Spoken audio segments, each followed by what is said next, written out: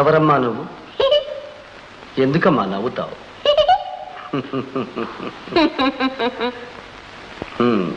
ఎవరు అంటే నవ్వితే ఎలాగమ్మా?